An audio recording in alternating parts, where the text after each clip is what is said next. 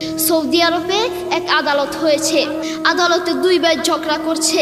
এক ভাই বলছে মাকে আমি রাখবো, আরেক ভাই বলছে না মাকে আমি রাখবো। দোনো ভাই ঝগড়া করছে মাকে ঘরে রাখার জন্য।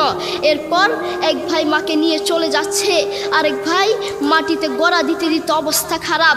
সৌদি আরবে আদালত হয় মা বাবাকে ঘরে রাখার জন্য, আর আমাদের দেশে আদালত হয় মা বাবাকে ঘর থেকে বের করার জন্য। ঠিক কিনা? যুবক, তোমাকে বলছি, তোমার বন্ধু তোমার আপন নয়, তোমার বউ তোমার আপন নয়, তোমার শ্বশুর শাশুড়ি তোমার আপন নয়। এই পৃথিবীর বুকে আপন হলো তোমার মা এবং তোমার বাবা। করোনা আসার পরে প্রমাণ করে দিয়েছে কে আপন। এক মেয়ে তার মাকে ফোন করে বলছে, মা আমার স্বামীর করোনা হয়েছে। মা বললেন সাবধান, তার কাছে যাবি না, আমি সকালে সিএনজি পাঠিয়ে দিব, তুই টপ করে সিএনজিতে উঠে যাবি। এটার নাম দুনিয়া, এটার নাম দুনিয়া।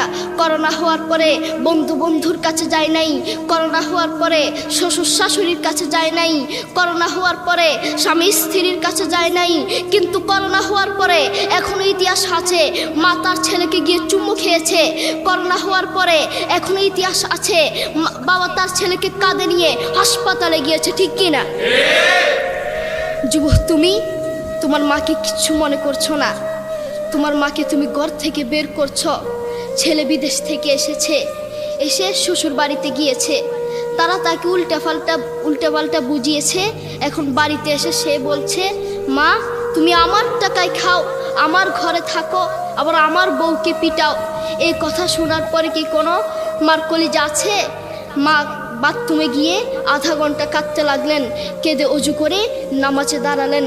নামাজ পড়ে আল্লাহর কাছে বলতে লাগলেন, আল্লাহ তুমি আমার মার উপর রাগ করিও না, আমার ছেলের উপর রাগ করিও না, ও ভুল করেছে, তুমি আমার ছেলের উপর রাগ করিও না, আমি আমার ছেলেকে বুঝাবো।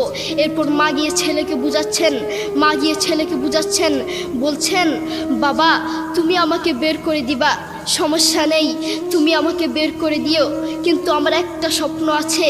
ছেলে বললেন কি স্বপ্ন বলেন?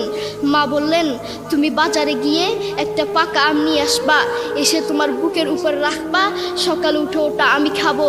এরপর ছেলে বললেন আচ্ছা ঠিক আছে। ছেলে বাজারে গিয়ে একটা পাকা আম নিয়ে আসলো, এসে বুকের উপরে রাখলো।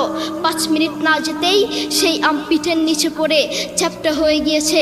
এরপর ছেলে মাকে বললেন, মা তুমি কি সকাল উঠে আমটা খাবে? ওটা 5 মিনিট না যেতেই পিঠের নিচে পড়ে চ্যাপ্টা হয়ে গিয়েছে। এরপর মা চোখের পানি ছেড়ে বলল, বাবা আমি আসলে তোকে খাওয়ার জন্য বলি নাই, আমি আম খাওয়ার জন্য